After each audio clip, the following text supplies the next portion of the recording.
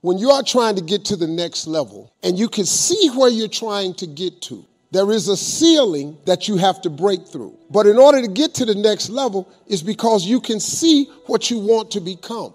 But the only reason you can see the next level is because this ceiling is made of glass. In order to get to the next level, you must be willing to break through the glass. Anytime you break through glass, you are going to get cut. You are going to bleed. And in order to get to the next level, you are going to have to give up something that you care about. You cannot take everything with you. Everybody come with you can't go with you. So when you go through the glass ceiling, you have to be willing to get cut. The cut is going to put some bruises and blood. But that's the only way to get to the next level. I understood that. I knew that I could not remain the same and change. You got to grow. You can't hang out with everybody you've been hanging out with to go to the next level. You can't do everything you used to do. If you do that, you'll never grow. The thing that you want the most of, it's the very same thing that you're going to have to give the most of. I'll say it again. The things that you want the most of, that very same thing is the thing that you're going to have to give the most of. See, there is no theory of Newton, behind every action there's an equal and opposite reaction. Behind every action there's an equal and opposite reaction. Well, that happens throughout all the principles of success too. I want you to understand something. See, you can't have peace if you're practicing war. Tell me how that works. You can't have progress in your life if your business is holding someone else back. It cannot happen. But if you're climbing a ladder and you're stepping on each rung of the ladder, and that's producing progress for you, you're progressing up the ladder. That means every step you step on another rung going up, you are taking another step higher. If you one time stop putting your foot in front of the other to step on the next rung, and you look over and you take some time out to push someone off their ladder, or you lift your foot to kick them off one of their rungs of the ladder, guess what you have done? You have immediately stopped your progress. You can't progress and be in the business of holding anyone back, anybody, because to kick somebody off the ladder, you got to take your foot off of yours, and you got to be careful when you do that. Because he ain't the only one who can slip and fall. If there is joy you are looking for in your life, you cannot be in the business of passing out pain. You cannot, man. Look, oh God, I want to have a wonderful life with this person over here, but you steady creating pain in somebody else's life over there. You ain't finna have no joy. Something I really wanted to say to you, because I want to give it to you the way I got it. It kind of just really hit me within the last 6 months. I kid you not. Just kind of really hit me of late, I guess I'm saying. It's something that I learned, man. I got it a couple of ways. I was watching this movie. I was reading this book. I kind of got it a couple of ways, but it came to me, it just dawned on me how correct it was, and how oftentimes I've shot myself in the foot. How many times I had blocked so many blessings that could have come my way had I just been a little bit more of this. And I learned it, and I stopped blocking them, and it's starting to really open up the pipeline into my life, the pipeline of blessings. It could be whatever you need. It could be money, it could be family, it could be relationship, it could be education, it could be peace, it could be relevance, it could be any number of things. Whatever you hope for is that you consider success. It don't have to be money, but if that's on your list, you can get some of that too. But listen to me. Gratitude is the best gift that you can give yourself. What? That don't make no sense, D. Yes, it does. Gratitude is the best gift that you can give yourself. It really is, man. Gratitude is the best gift that you can give to yourself. See, don't you get it? If you're grateful for what you have, for whatever it is, you open up the pipeline for more to come in. Let me tell you why. Because you're not complaining about what you have. Oftentimes, we can't show gratitude. We don't have time to be thankful, or we can't give a full compliment of appreciation because we complaining. Man, I don't ever get this. I only got this. My car can only go this far. I can't. All I got is this right here. Every time I turn around, something broke on this car. Well, while you complaining, suppose you reverse that. Just suppose. I thank you for the house that I do have, for a roof over my head. I thank you for shelter. I thank you for having a home. I thank you for having a mortgage to pay. I thank you for being able to come up with this rent to stay here. I thank you for all these things. I thank you for how when things go wrong in my life, you're always there and get it fixed and straightened out for me. I thank you. I'm grateful for you. Okay, now, let me ask you something. If you were a person that was providing these things for someone, let's say you were the person that was providing shelter, heat, roof over your head, a place to stay. Let's say you were the person that was providing that. And the person that was receiving it, who has nothing but that, was always complaining about it. Every time you turn around, now you done gave this to this person. You done let them have it. But every time you look up, they complain and they pointing the finger at you. Look what I ain't got. I ain't got this. You got it. And you be sitting with that dog, man. I gave this to them. And they just steady complaining about it. Now, let's say you gave the exact same thing to someone else.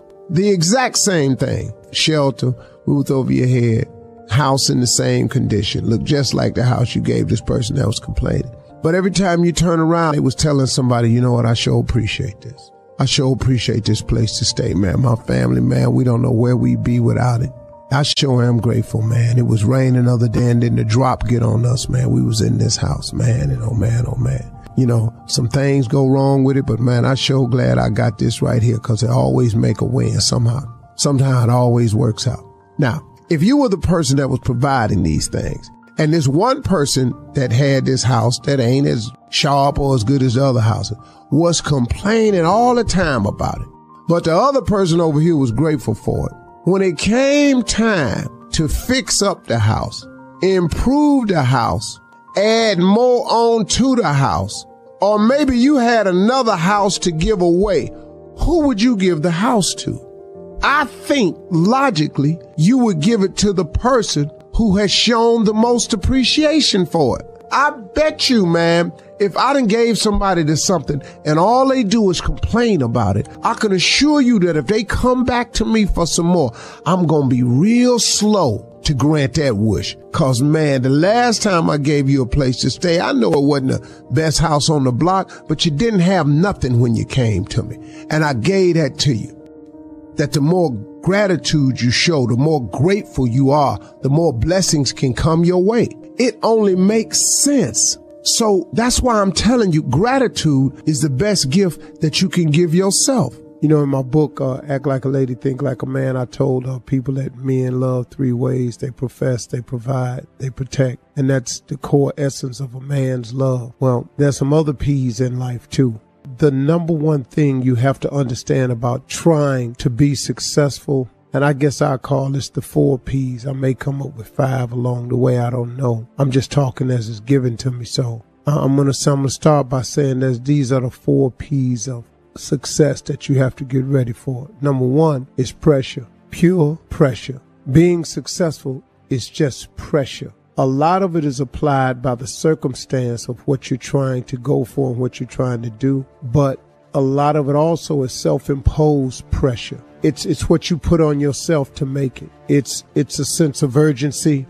It's a sense of necessity. But pressure is the first thing I want you to be ready for. And pressure comes in a lot of different forms, but it's going to be pressure. There's an old saying that pressure busts a pipe. See, that's why most people turn around. Because of the pressure of trying to be successful. I want you to get it in your mind that it is going to be a pressurized situation on your rise to the top. Pressurized. It's going to be pressure. It's going to be difficult to do. It's going to be moments when it seems like it's real heavy. It's going to be moments, man, when it feels like you're going to burst. Us all comes from pressure. Pressure busts a pipe. Pressure. But understand that is what it is not going to change. That's it. Prepare yourself. Get ready for there to be pressure. The second thing I want you to understand is when you receive this pressure, you have to persist. You got to stay at it. You got to develop a doggedness. There's a song out. It says, why must I feel like that? Why must I chase the cat? Nothing but the dog in me. That's a funny line in that song. because really I was thinking about it one day. I was humming it, and it occurred to me. Said, why must I feel like that? Why must I chase the cat? Nothing but the dog in me. And, you know, now you could take it in the literal sense that cat chases the dog because it's in his spirit that cats and dogs are a lot of times enemies. Now, people have pets and have proven that if you show love on both sides, they can exist, and that happens too. But naturally, innately, when your cat goes by a dog and your dog don't recognize them, there's some barking going on. I'm talking about just walking through the neighborhood or something. So, but the reason that this dog is so persistent towards this cat is just cause it's in him. It's innately in him. And what I'm saying to you, just using that as an analogy, is that you got to be persistent in that you got to develop some dog in you now, because pressure takes some fighting back. See, if you don't fight back against pressure, pressure busts a pipe. So what you think it'll do to you? Pressure crack walls. Pressure cause explosion. So if you don't fight back to hold it in, you understand, pressure does most people in. The simple thing called pressure.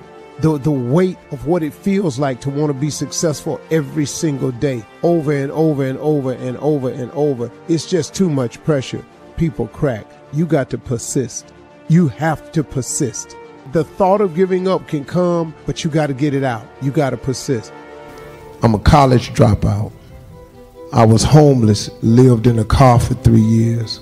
I've lost every single thing I had, family included.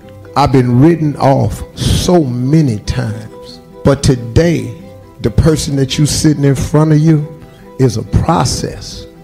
I want to talk to you for a moment about the process. Because see, one way to get a person to really follow you is to be the example of what you're trying to get them to follow. You know, my daddy used to tell me all the time, he said, son, best thing you can do for poor people is not be one of them, because you can't help the cause.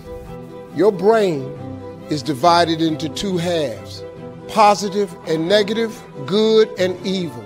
Each half of your brain has millions of factory workers on each side.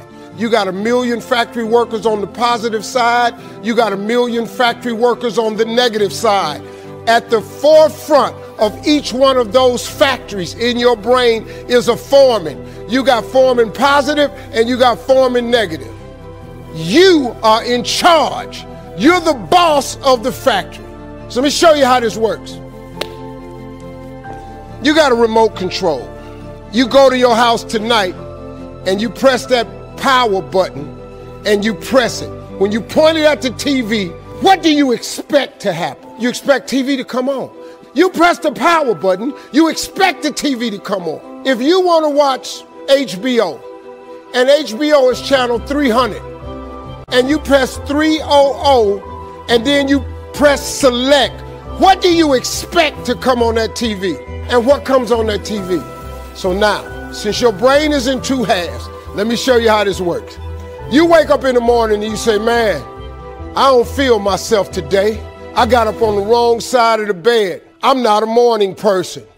Foreman negative hears that. He steps to the front. He said, what did you say? You say, I said I woke up on the wrong side of the bed today. I'm not myself. I'm not a morning person. He says, you got it right away. He said, hey, the boss just woke up and said he's not a morning person. He's having a bad day today, and he ain't feeling himself. Let's get to work. The 1 million factory workers start producing thoughts to justify what you just said. So now guess what? Man, I hate my alarm clock went off this morning. I got to get out here in this traffic. I'm going to drive down here today. I don't even like these people on my job. I can't stand this car I'm finna get in this morning. Sure wish I had a new car, but I'm driving this ragged-ass car. And on and on and on. And your day starts tumbling into what you ordered at the top of the day. You could wake up in the morning and you say, you know what? Today is going to be a great day today. I expect something really good to happen for me today. Man, thank you, Lord, for waking me up this morning. He said, what did you say? You say, I said I'm having a great day today. I expect something good to happen today. Thank you, Lord, for waking me up. Foreman positive turns around and goes, all right, let me have your attention. Steve's having a great day today. He's expecting some wonderful things to happen. And man, let's get it going. And they start manufacturing thoughts. Same brain. Man, I can't wait to go to work today. It may not be the job I want, but at least I got a job. I appreciate the fact that I don't have a car, but at least I can walk to the train. Man, this is gonna be great today. That's how your mind works 24/7. It never turns off. You have got to change the way you think. It is the whole determining factor of where you go in life. We are all where we are today because we thought ourselves to this position. If you don't like the position, think yourself out of it. Change your attitude, you change your altitude. I'm going to tell you something that every successful person has to do, including you. Believe it or not, every successful person in this world has jumped. I'm going to tell you what I mean by that. You are going to have to jump. You cannot just exist in this life. You have got to try to live. If you are waking up thinking that there's got to be more to your life than it is, man, believe that it is. Believe in your heart of hearts that it is. But to get to that life, you're going to have to jump. You see people in life, when you're standing on the cliff of life and you see people soaring by, when you see people soaring, going to exotic places, you hear about them doing wonderful things. Maybe you look up the street and your neighbor just gets a car every year, every 2 years. You know, how is he doing that? Have you ever thought, maybe this person right here has identified their gift and is living in their gift? Because your Bible says, your gift will make room for you. Your gift, not your education. You go get an education, that's nice. But if you don't use your gift, that education only gonna take you so far, man. I know a lot of people got degrees, man. They ain't even using them. It's your gift. But the only way for you to soar is you got to jump. You got to take that gift that's packed away on your back. You got to jump off that cliff and pull that cord. That gift opens up and provides the soar. If you don't ever use it, you're gonna just go to work. And if you're getting up going to work on a job every day that you hate going to, that ain't living, man. You just existed. At one point in time, you ought to see what living's like. But the only way to see what living like, you gotta jump. And here's the problem. I'm gonna just be real with you. When you first jump, let me tell you something. Your parachute will not open right away. I'm sorry. I wish I could tell you it did, but it don't. When you jump, it's not going to open right away. You're gonna hit them rocks. You're gonna get some skin tore off on them cliffs. You're gonna get all your clothes tore off. You're gonna get some cuts on you. You're gonna be bleeding pretty bad. But eventually, the parachute has to open. That is a promise of God. Here's another thing. You can play it safe and deal without the cuts and the tears. And you can stand on that cliff of life forever safe. But if you don't jump, I got another promise I can make you. Your parachute will never open. You'll never know. You'll never know what God really had for you. I was speaking at a school once. I was talking to the students. The principal was mortified with my message because I was telling the truth. I was telling the kids, your education is important, but your education is not the most important thing in your life. I'm sorry, it's not. Your dream is the most important thing in this world. Principal came up on the stage while I was speaking. Don't ever say that to my school again. Well, I'm just telling you, dog. You could save your kids a lot of pain if you ever talk to them about their dreams. You got to talk to young people about their dreams. If you talk to kids about their dreams, your dreams can spur you to get the education. But if you never find out what a child is dreaming about, you can't hold their attention. It's the dream, man. You got to dream about something so big that it dwarfs all your fears. The way you overcome fear is with your dream. You got to make your dream so big that nothing matters except that dream. You're willing to do everything that's necessary. I was listening to Will Smith the other day. Will Smith said the best things in life is on the other side of fear. It's on the other side of fear. But fear freezes people, man. The fear of failure freezes people. Suppose I don't do it. Well, you might not make it. But I got news for you. If you don't do it, you damn sure ain't gonna make it. Faith is the substance of things hoped for and the evidence of things not seen. I talk to so many people who get older, like some of us are, and they've lost the faith. Well, faith is really simple. Faith is the substance of things hoped for. All that means is in the beginning, you just hope something pop off. You know, you just kind of hope something happen for you. I was hoping I would get on TV. I wrote it on a piece of paper when I was 10, I want to be on TV. The problem I had when I wrote it at 10 was I suffered from a severe stuttering problem. I could not talk outside of my house. So can you imagine when I wrote on a piece of paper, I want to be on TV, and turned that in? The first thing the little boy next to me asked me, he 10, well, how long is your TV show going to be? Because you're going to be on TV all day. But when I wrote it on the paper, it wasn't factual. I was just hoping. You just got to start with the hope. Faith is the substance of things that you hope for. You just hope something jump. Then what happened is, through grace and favor, he give you a couple of them things you hope for, and then you're supposed to start believing then. Because now it turns into faith. But if you take this scripture, faith is the substance of things hoped for and the evidence of things not seen. Albert Einstein said that imagination is everything. It's the preview to life's coming attractions. That's what your imagination is. Your imagination is actually very, very real.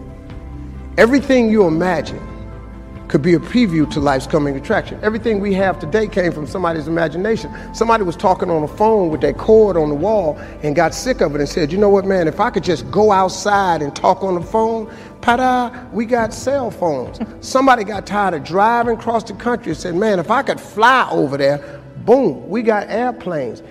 Imagination is everything. It's a preview to life's coming attractions. Everything you've ever imagined is real. The problem with most people is you think your imagination is hocus pocus. It's really not. It's a preview of a coming attraction. If you react to your imagination, that's where your real life is. It's just God showing you what he has for you. It's the problem people have is they tell their imagination to the wrong people. See, if you want to kill a big dream, tell it to a small-minded person. It's dead. How many times, man, have you had a tremendous idea? Something you thought was the one, and you went and told it to your loved ones and your so-called friends, and they shot it down. I mean, you was convinced that it was just, oh man, I just came to you. And you told it to them and they shot it down. And you thought since they was your loved ones and their friends and they got your best interests at heart, you believed them. You was wrong. You let them talk you out of what God got for you. As a kid, you know, I didn't know, but my gift is that I found out later on. I have the ability to think extremely quick, and I can take any piece of information and transpose it into comedy immediately. That when you're a kid and you don't understand that, you get in a lot of trouble. I didn't know what it was until I got older, that this was a gift, that it did make room for me, that I became a stand-up comedian, which started with a dream of mine, and it led to where I am today. It's a lot of stuff that happened in between there. But your gift is the thing that you do the absolute best with the least amount of effort. That's your God-given gift, and everybody has one, and God gives it to you at birth. You don't have to go anywhere to discover it. It's not in the water, it's not on a mountaintop, it ain't hid under a rock. Your God-given gift is instilled in you at birth. If you pursue that as opposed to your passion, there lies your greatest chance for success. The problem with people is we don't pursue our gift oftentimes. We try to go get an education and make it think that's going to get us somewhere. If you identify that gift, man, that gift is the thing that can make you great. We're all participating in this thing called life. Life has ebb and flows. Mountaintops, it's got valleys, it's got thunderstorms in it, earthquakes. This life, you stop expecting it to go smooth, because it ain't finna go smooth. The road to success is always under construction. This life ain't set up to be smooth. You combat negativity and you combat discouragement with gratitude. It's the one way to combat discouragement is with gratitude. What messes you up is you focus on the thing that's not happening, and that causes you to get discouraged. So whenever you get discouraged, you have to change your focus from what's not happening to what has happened, and it straightens you out immediately. Because what causes the downslide is if you get wrapped up into what ain't happening, it get ugly, man, and it just snowballs. But you have to focus on gratitude. People understand how serious gratitude is. You know, it's a serious principle of success. It's hard to be miserable and grateful at the same time. You have to take chances in life. If you don't take chances in life, you'll never have the life God has for you. Life is about risk. If you play it safe in life, you ain't gonna have much of a life. If you play it safe, you won't have much of a life. Life is risk. It take courage to pursue your dream. I just did it. It cost me everything, but eventually, God is very good, man, when he sees you take a leap of faith. He supplies you everything you need. Now, it's gonna cost you something, but most people are not willing to pay what it costs to go after your dream, because you're gonna have to hurt a little bit. And most people don't like being uncomfortable. If you don't want to be uncomfortable, please do not pursue success, because success is a very uncomfortable feeling. And I learned to be comfortable being uncomfortable. See, if you think you're too old to make it, let me give you a prime example. Colonel Sanders. Colonel Sanders has been frying chicken his whole life. He was telling everybody he had the best chicken in the world. Ain't nobody believing. They turned him down everywhere. Colonel Sanders didn't get a franchise till he was in his 60s. Kentucky Fried Chicken sell more chicken than anybody in the world today. So if you're sitting here thinking because you got a little gray on you, you too late, as long as God waking you up in the morning, that's the sign that he ain't through with you. So what you tripping for?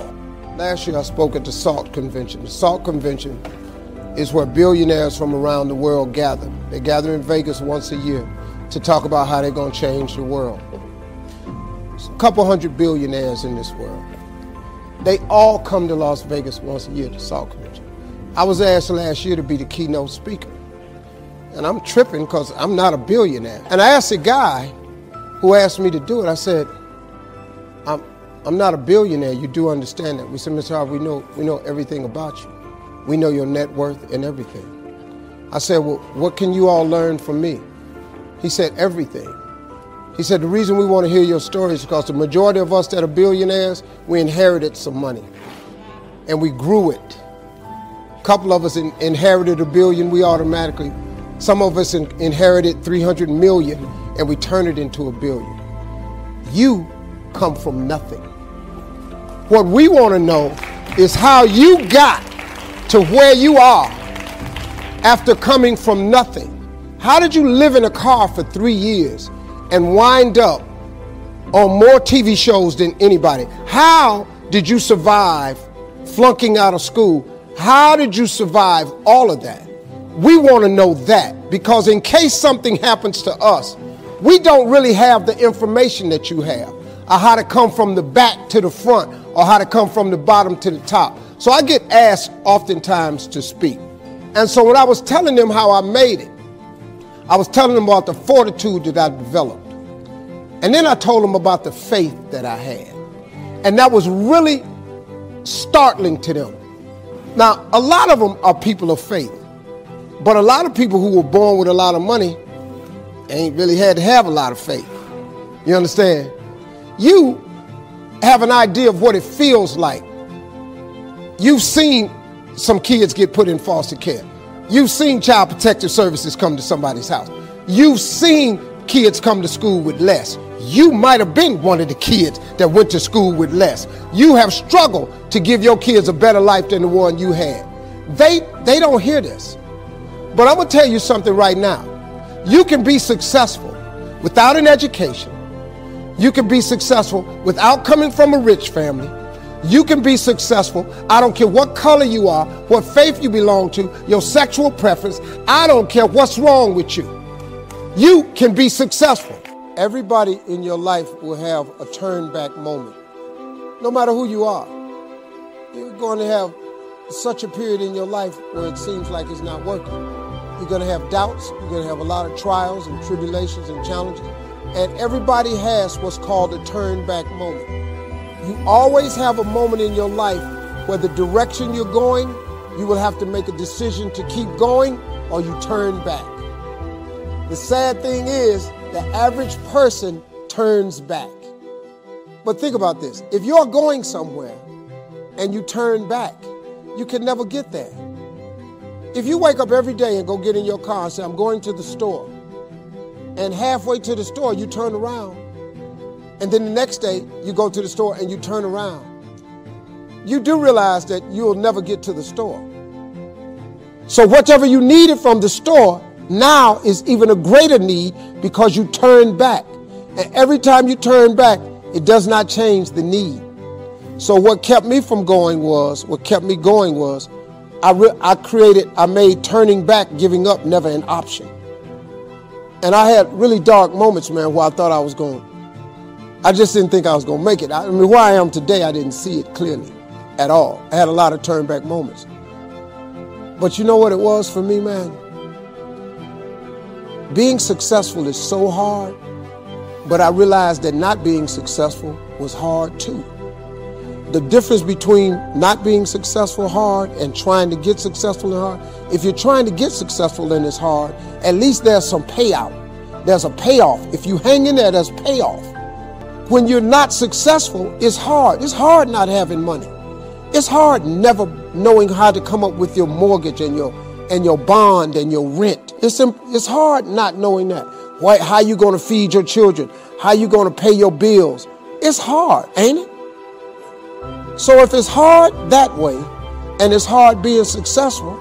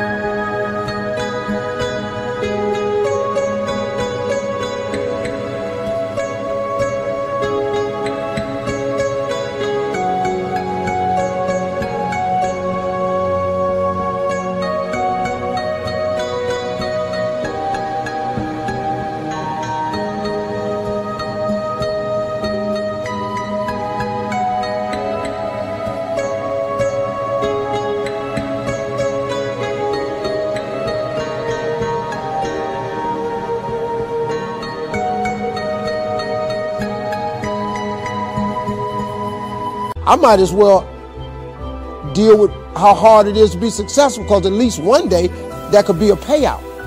If you just stay in the hard part of life of not being successful, ain't no payoff.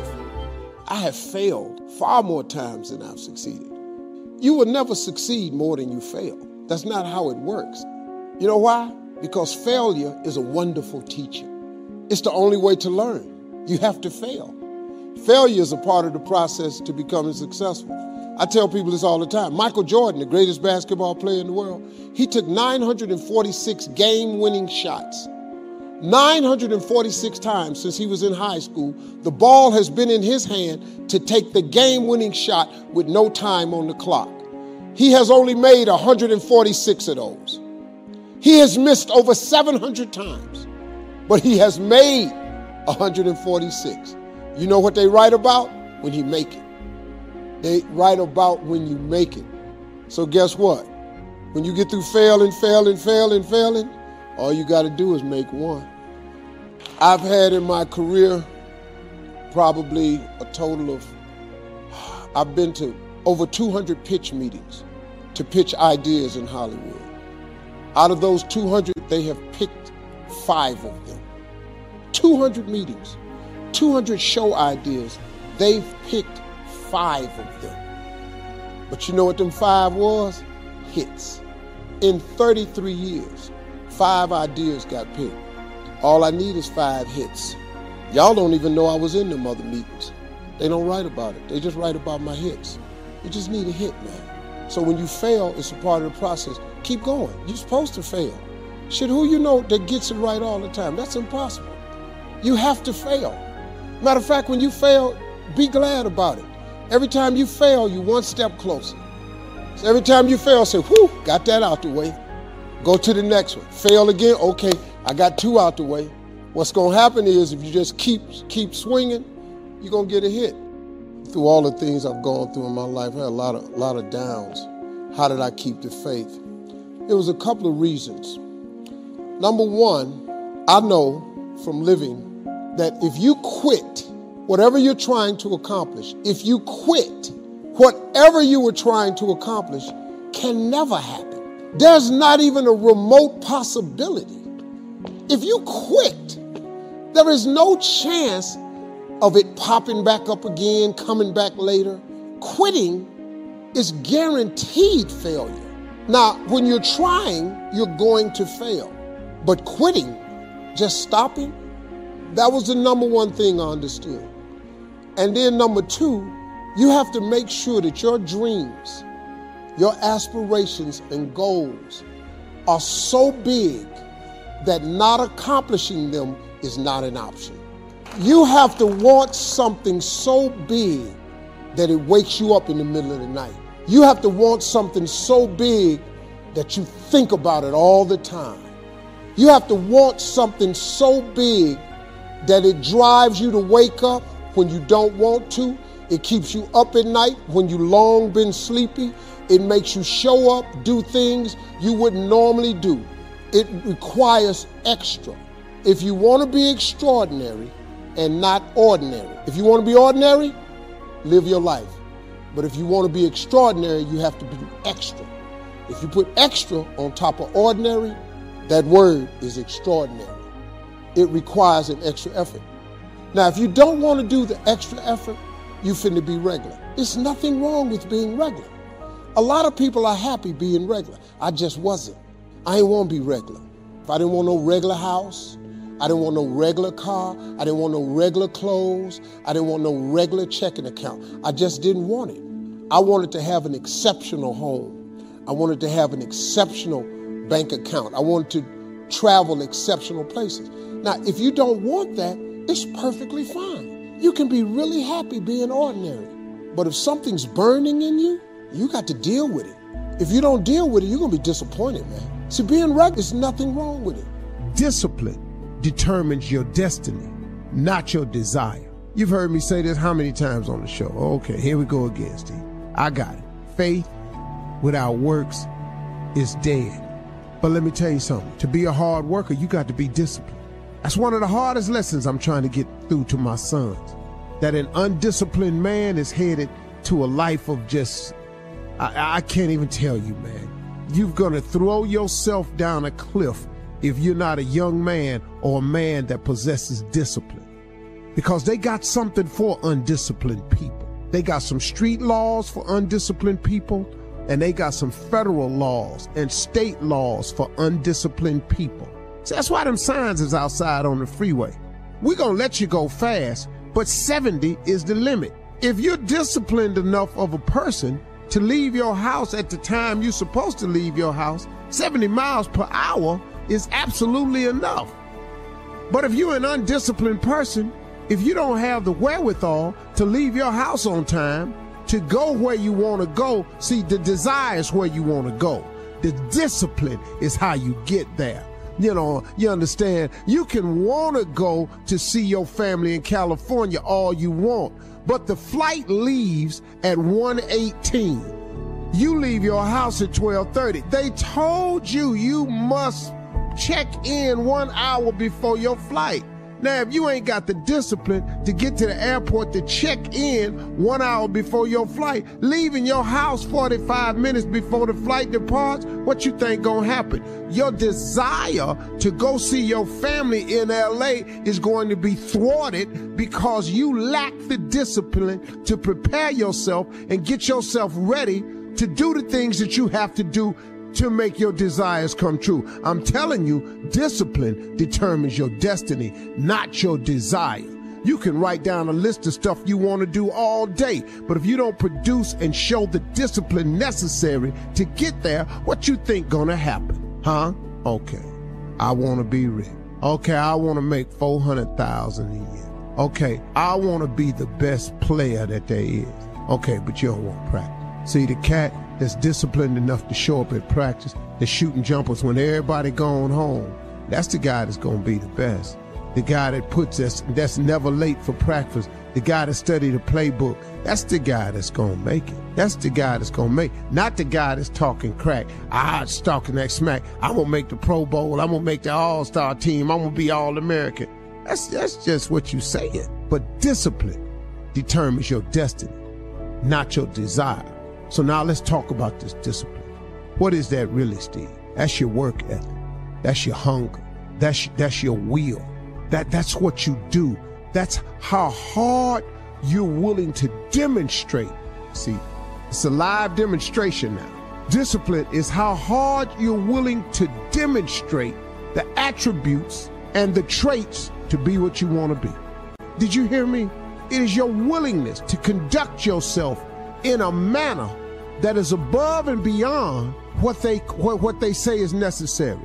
When you have a massive goal, something that's big, you must first make it something that not reaching it is unacceptable. Me not living my dream was unacceptable for me.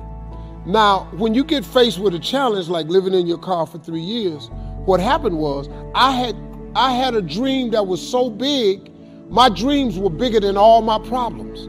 If your dreams aren't really big enough and your problems are bigger than your dreams, then your problems will be bigger than your dreams. But if your dreams are so big, I had no problem that I was not willing to endure to get to my dream. Now, the key, you said it though, was step by step. Remember this saying, inch by inch, anything's a cinch. Inch by inch. See, so you got to set incremental goals along the way.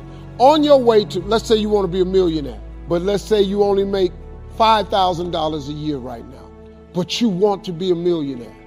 Then you have got to take whatever you did to make $5,000 and duplicate it so you can make 10. But when you make 10, that should be a minor celebration. Then when you make 20, that should be another minor celebration.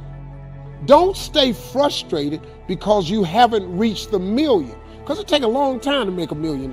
But let's just say you're making $250,000. There's another celebration you should have. So you have to enjoy the journey, because the journey is not going to change.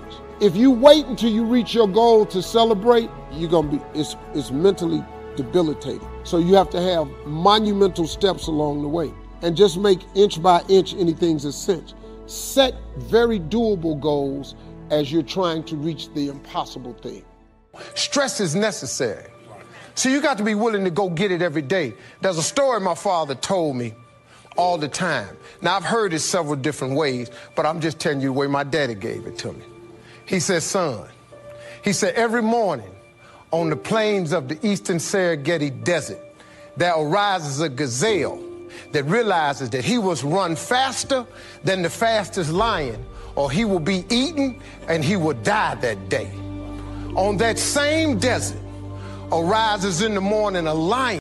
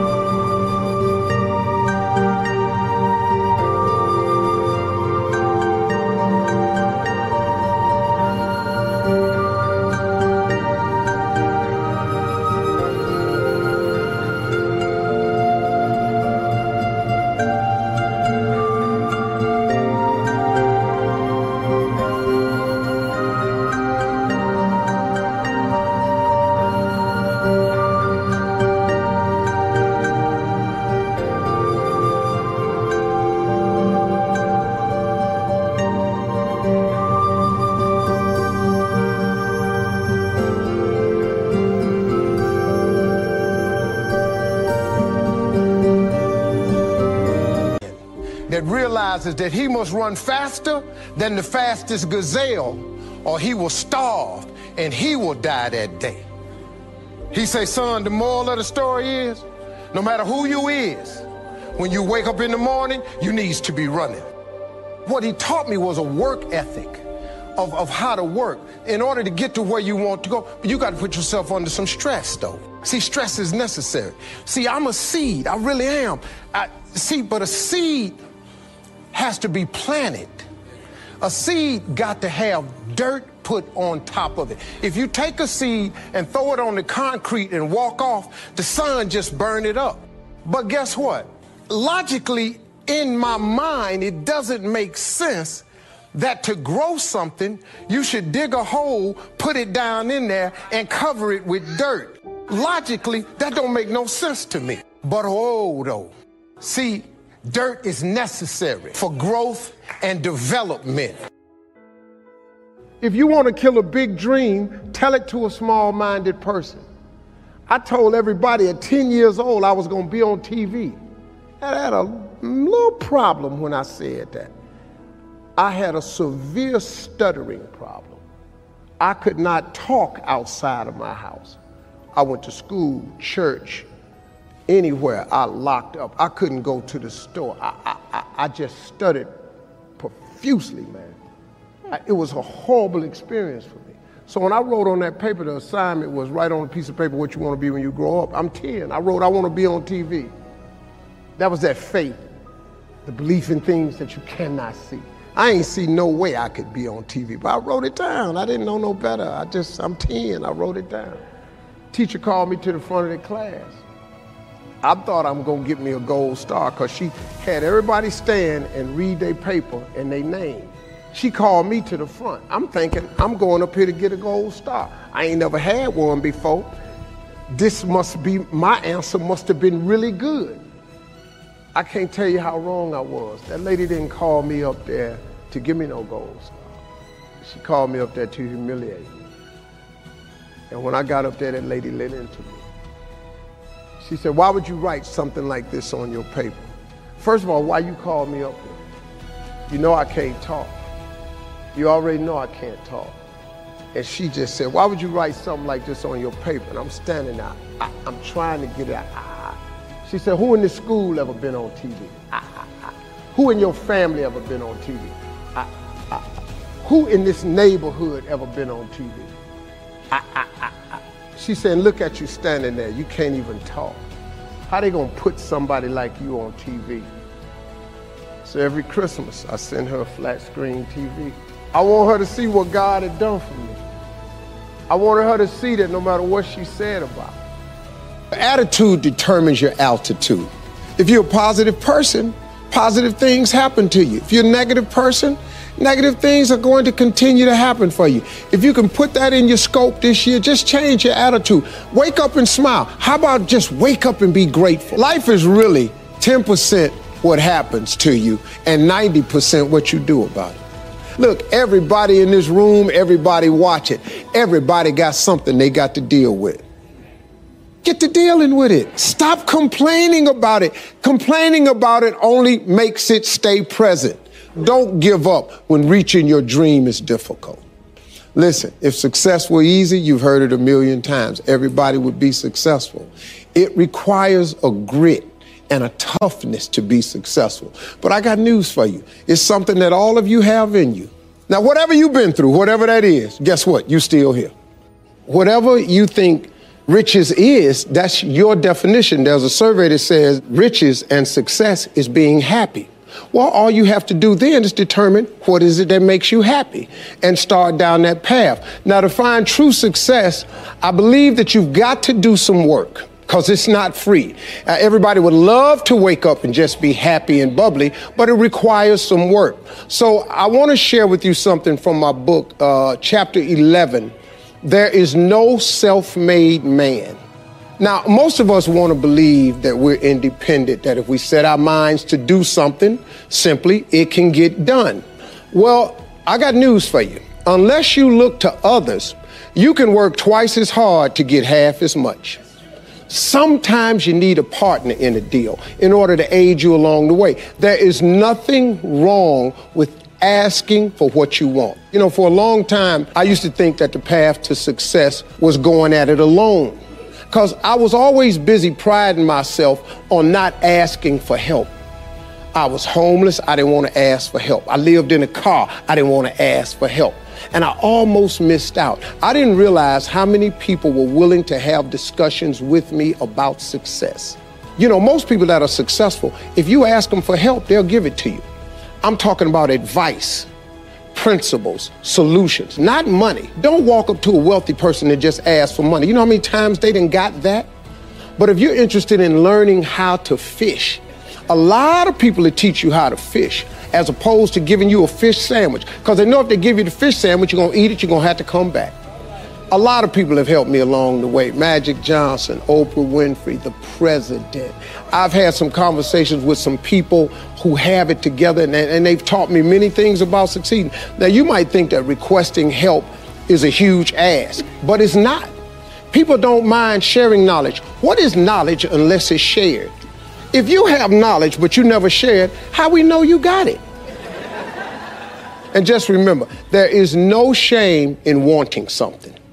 This whole world is based on wanting something. Don't sit up and listen to some group, wanting something is a sin. No, it's not. You gotta want something. The scripture says a man without a dream or vision shall perish. So the day you quit wanting something, you might as well push your chips up to the window. It's a wrap. So lose the shame and you'll have access to more power. And so here's the key that I want to tell you about. Success is all about building relationships. It's not what you know, it's who you know. Some people might not step up when you ask them for help. They might not. But guess what? The worst thing can happen to you. If somebody refuses you, you didn't have it anyway. Well, what are you worrying about that for? Well, they might say no, or they might turn me down. Ask people. You never know. Suppose they say yes. That could be the turning factor. But, there are some principles that will increase your chances of getting a success. Know your worth. Don't let nobody else determine it. And don't assume anything. People aren't mind readers. They don't know what you think. And don't assume they know unless you ask with specifics. And then recognize that no is not a rejection. Every time you hear no, it moves you one step closer to a yes. Everybody can't say no. Now, unless you got a harebrained idea. And just remember that success is about building a world that looks the way you want it to, nobody else. Never be afraid to reinvent yourself. My career, my entire career is a study in reinvention. I started out as a comedian, that was it. I never planned on hosting a radio show, hosting a game show, or hosting a daytime talk show. I never did. Writing books, none of it. Making movies, none of it. Reinvention happens when you diversify your gift. There lies your greatest secret for success. You've got to discover your gift, and when you discover it, you got to soak it. You got to wring it out, man. You got to diversify it. Most of us only have one talent. But do you know that that's all you need? Mine happens to be to take information and immediately transfer it into other kinds of platforms. Now, when I was younger, I actually thought that I could only do that with comedy. But as I've gotten older, I discovered through diversification that it was a little bit more than that. That I could also take information, immediately transfer it into inspiration. I could turn it into motivation. I can offer it as guidance. So now, sitting on a talk show, I actually have something to talk about. All the failed marriages. I got something to talk about. The being homeless. I got something to talk about. Being dead broke. I got something to talk about. Having bad credit. Tax problems. I got something to talk about. Whatever hole you've been in, I done just about drug myself through it. But I came out of all of it because I was not afraid to diversify my gift. One of the other tricks for reinventing yourself is not letting your background become a limitation. If you take that background that you're from and never let it define you, but allow it to redefine you, all that stuff works for the good. Do you understand that you needed everything that's happened to you to happen to you in the exact order that it's happened in order for you to be the person that you are today?